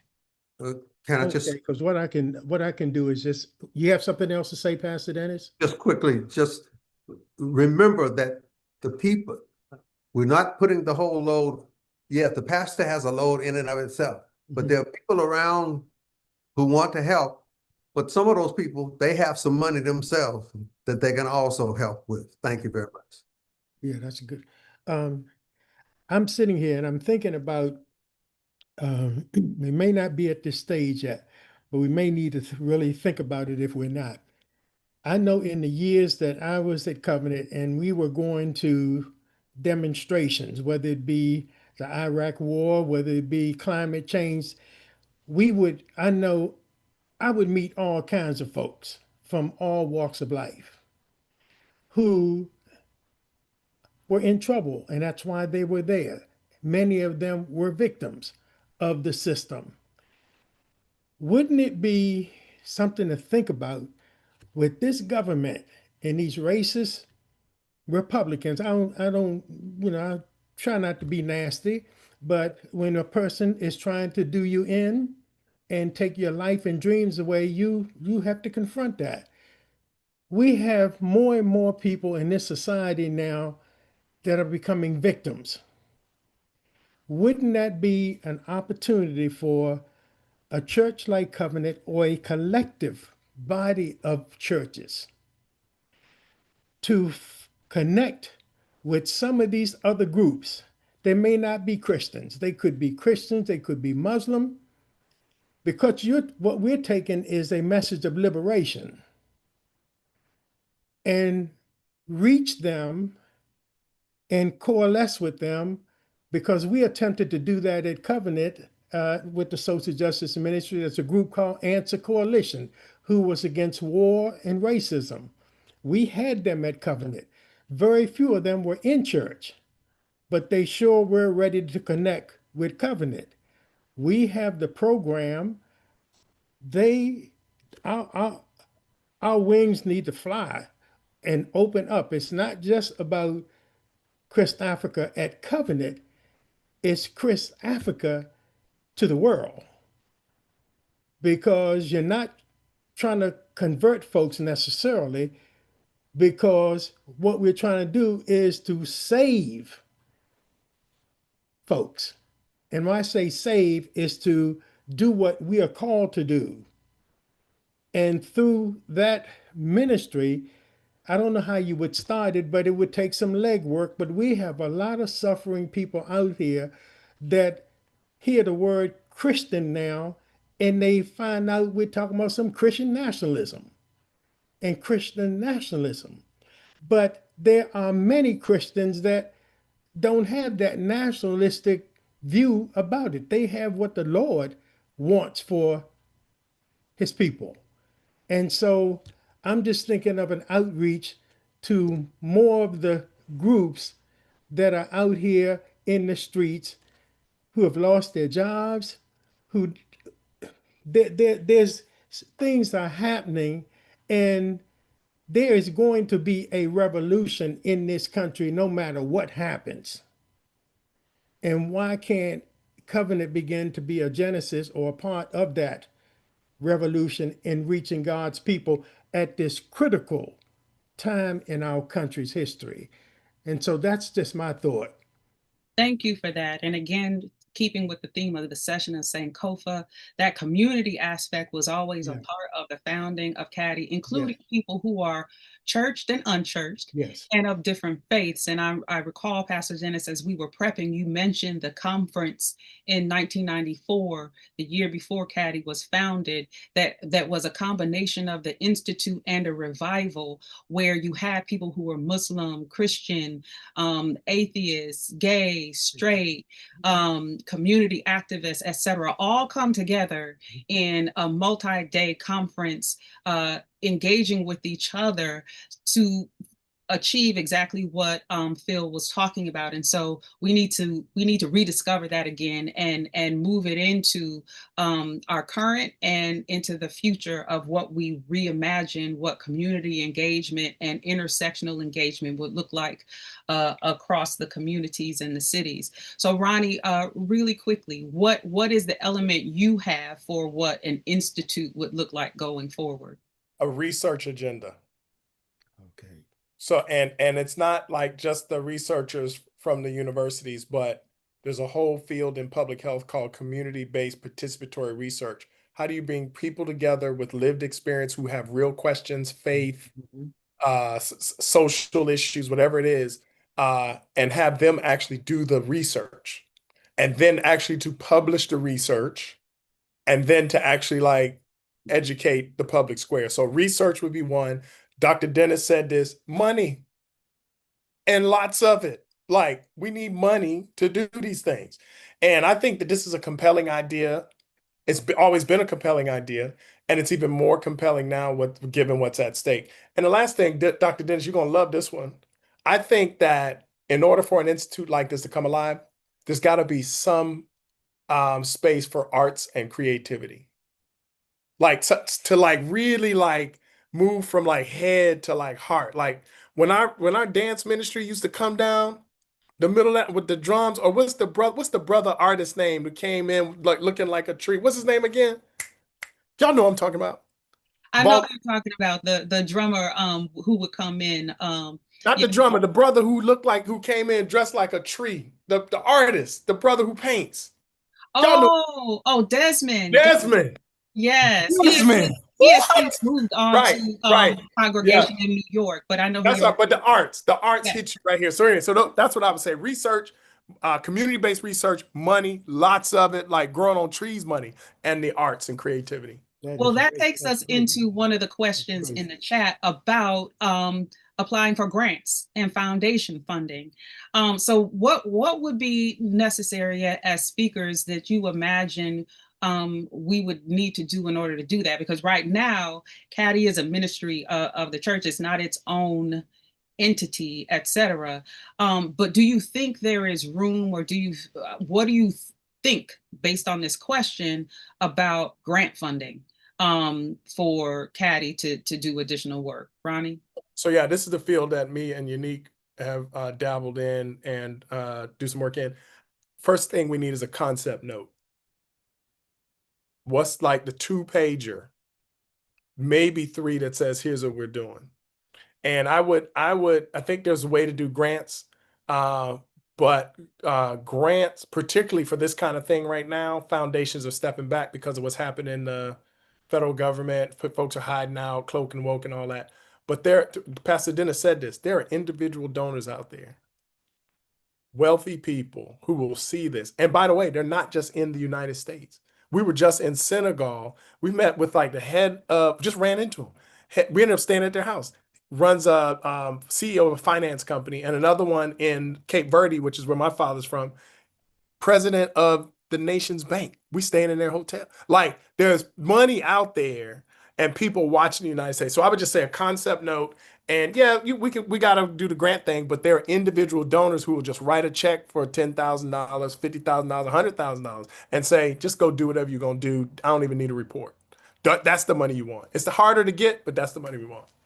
So Ronnie, if you could, there's a question in the chat about how we can help our children and youth today become more concerned about our past and history so they can transform the world today. I'd like you to kind of stick with the idea of funding from other places, including the continent. And in the spirit of the fact that this is our Juneteenth conference, can you connect how Juneteenth as a part of our history connects to the history of other African independence days and African freedom days, particularly on the continent, so that our people understand that our past, regarding some of the things we talked about last night, we looked at a documentary on the history of Juneteenth, how that connects to freedom days of African people around the world, and why it's important for us to understand that Juneteenth does not exist in isolation here. Right. So I'm glad you said that. So I remember preaching this on one Juneteenth Sunday, that, the whole thing about freedom came 2 years later. The announcement of freedom came 2 years later. And even with that announcement, we still weren't free. And I think what the revolutionary independence movements all across Africa, all over the world, and even here in the United States, where Black people threw off the shackles of their oppressors, whether it was the capitalist enslavers here or the colonizers in Africa, our freedom is not contingent on their announcement.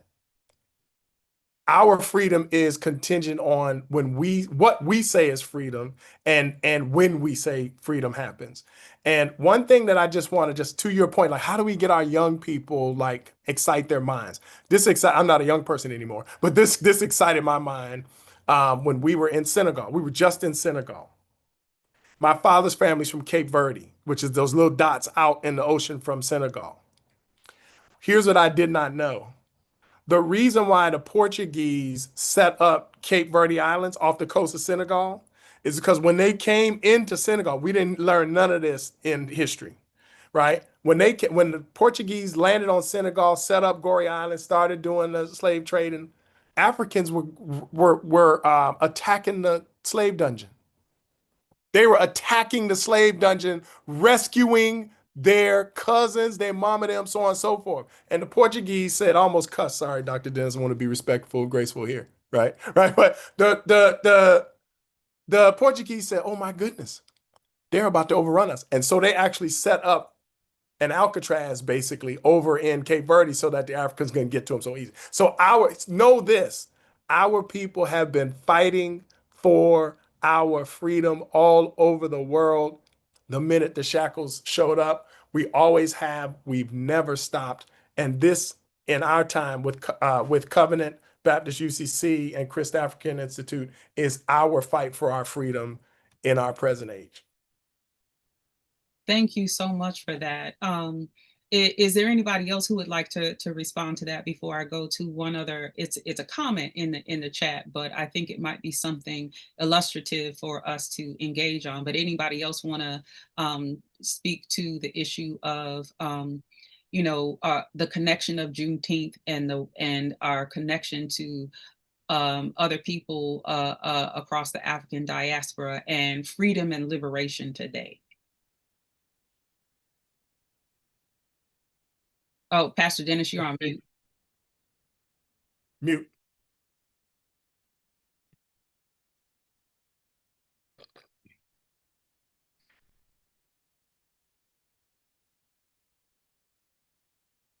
Okay. Can you hear me now? Oh, okay. I was just going to say that this whole money piece, again,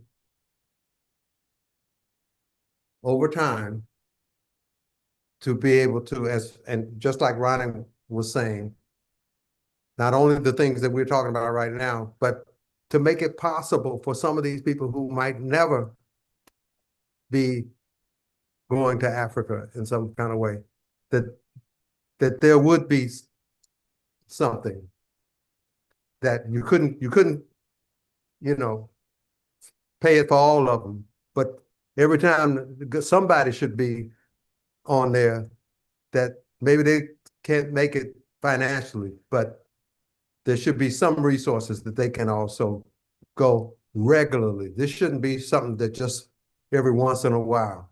It should be regularly so that they'll get used to that. If that Thank you. makes sense to you. It absolutely does. I mean, you know, that is the intersection of the ministry and the institute, right? That Yeah. we're not just taking the people who can afford to go, just Right. like with communion, not communion, but the during the time in the early church when folks would gather for communion in church and services, how people were being left out, the poor, because the rich were bringing food for each other, but the poor in the community and the poor in the church were being left out. And they were being admonished for saying, no, this isn't just for you. You have a responsibility to feed and provide for the whole community, because we're all collectively the beloved community. We're all collectively the beloved church. And so if we're going to exercise and live out part of Caddy's founding of being in community, we have to make sure the community can be involved in everything we do. And if we're talking about resuming and building on traveling back to the continent, that people in the community can go to. And so as we get ready to close here, our time is short. So we do need to wrap things up. I hope that people have enjoyed this conversation and learned a lot. I know that I have learned a lot, even as we engaged in preparation. There's more that I learned today that I didn't know, that we didn't talk about the other day when we all convened to prepare for our conversation today. You have given us a lot to think about, a lot to contemplate. But Ronnie in particular, I'm reminded of the last thing you said when we prepped, and that is, what is our next planning step?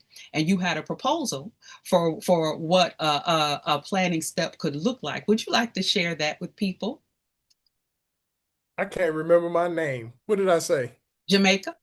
Oh yeah, come on, let's go. And by the way, Unique and I wrote this book, We Quit America, and we've been traveling to places. This is your point. There are places out there waiting for Black folks from the United States. They are waiting for us. They're like, where y'all been? And it's literally like, let's go. So like, yes, like Jamaica can be the first spot. We need to plan a retreat in Jamaica. I'm sitting here right now at our house. I don't know what kind of motion we need, but like who Robert Rules of Order is, but like that would be my proposal. Yes, absolutely. And it's not where y'all been, it's where y'all at. Okay. Right. So as Phil talked about the situation that we're in the United States and the environment regarding the hostility towards people of African descent, whether they be new immigrants or those of us who are part of the descendant community, there are places, we have options. And this goes back to the panel this morning about the fact that we need to exercise the options that we have regarding exploring and seeing the world. Something I've been saying since the election is that our ancestors, many of them did not leave because they did not have a choice. They couldn't afford, they didn't have the resources, the means to go anywhere else. But in their staying, they also fought so that we would have choices, so that we would have the privilege of the choice to make decisions for ourselves. And we have options about whether we stay here, whether we go somewhere else, whether we do some combination of those things. And so it honors our ancestors to consider travel, to consider living abroad, to consider all the different places where people of African descent live who are waiting to welcome us with open arms. So I'm not saying that we're, as Caddy, about to start a movement of expats, but to Ronnie's point, there are people all over the world that we can tap into as we consider what the future of CADI holds. And so with that being 401, I want us to make sure that we also consider the fact that around the world, there are communities of people of African descent who are open and affirming as well, who are waiting to welcome us. Safe places for our LGBTQ community, safe places for women, safe places for our youth where we can be in community and engage with each other so that we ensure that we are continuing to be holistic to the mission of Covenant Baptist, being an inclusive body of biblical believers, that we are inclusive in the places that we choose to engage with and the places we choose to go to and engage with people on the African continent. And so with that, I'm going to turn it back over to our Director of Christian Education, Robin Aparicio, to wrap things up, and then we will have I'll bring some closing remarks and offer the opportunity to our current pastor, William Young. Well, thank you. And I don't know about anyone else who has been in this conference, but I am on fire. I am excited. I've heard the charge. My passport is ready. I am ready to go. Let us know the dates for Jamaica. I vote yes. I think it has been just a wonderful and meaningful conversation about CADI, about not only the history, but where do we go from here? And so I just appreciate the wisdom in the room to encourage us and to remind us about what it is we are supposed to do. I wrote down some words like freedom and liberation and travel and our roots and our community. And all of those things are things that we have been just lifting up all day. And so I thank you for that. I want to encourage all of those who are with us today to give, because as we think about all of the things we can do and need to do, think of this as a seed that is in good soil. So please give. CADI is a wonderful, powerful time, and this conference is so meaningful, and it's put on for free. Amen. And thank you, Jesus. However, we know that it is not a free conference. So we invite you to give. We have the QR code up. You can text the given number. And so we just ask for financial support. We know that as we move forward, as we continue to develop and to evolve, that we do need seed money. So we invite you to give. And so as you are getting your phone to scan, we're saying thank you in advance. As you are looking at that number and typing it in, we're saying thank you in advance. And so whatever you plant, will reap a harvest. So please give generously, and we thank you in advance. As we move on, our next slide reminds us how to get in contact with the ChristAfrican Theological Institute. Here's the contact information, CADI@covenantdc.org. If you need to send emails, any kind of information you need, the Facebook page, which is an active live page, is available to you. If you have questions, if there's some parts of the discussion you want to know more about, if there's some more information about the speakers you want to know more about, please reach out to us with the information that is provided. And as we end this day, we are also reminding you that tomorrow we will have our worship service with Dr. Frederick Ware, who is the Associate Dean at Howard University School of Divinity, and he will be rounding up our conference, our meaningful, powerful conference that we've had this year.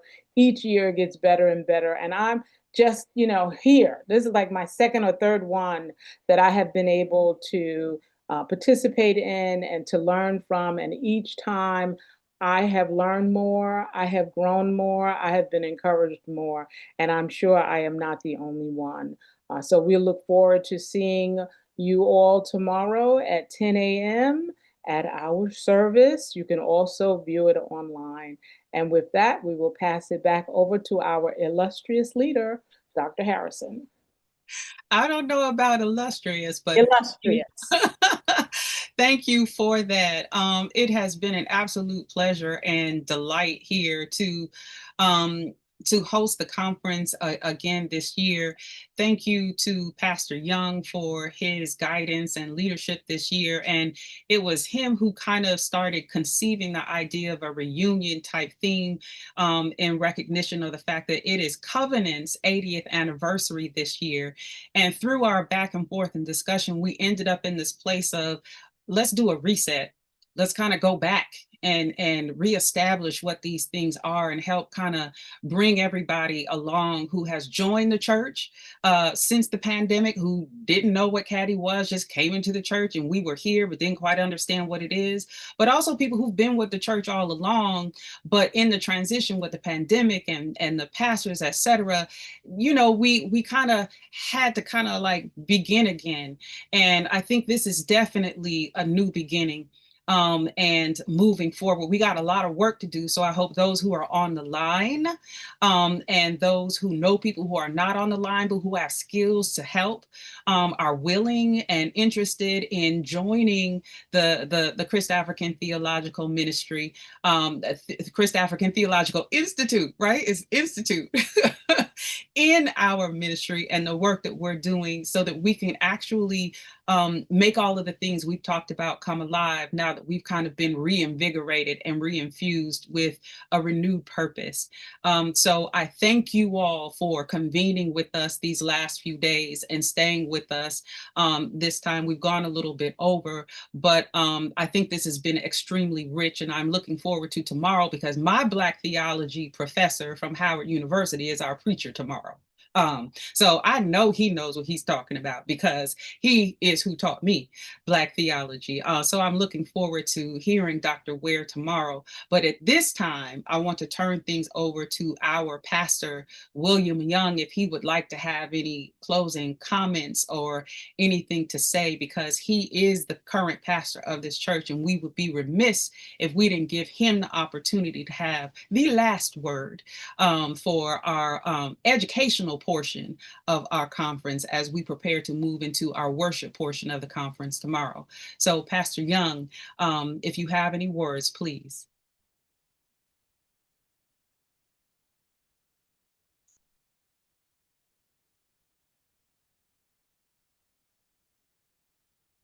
Okay, I actually think we might have lost him.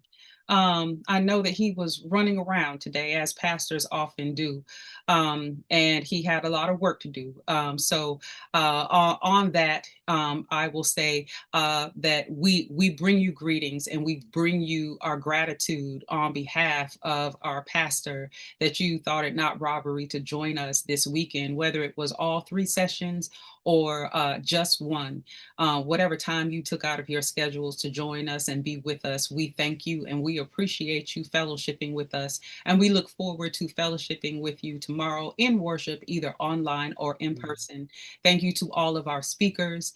Thank you to all of our planning committee, our tech team, and everyone who had a hand in developing and bringing this conference together. We couldn't have done it without you. It truly is a collective family work. I might be the face as a director, but trust me when I tell you every year this is a team effort, and I do not do this work alone and would not do this work alone because that is not what it is about. We are a team, we are collective, we are a family doing this work. And thank you to our family for coming back.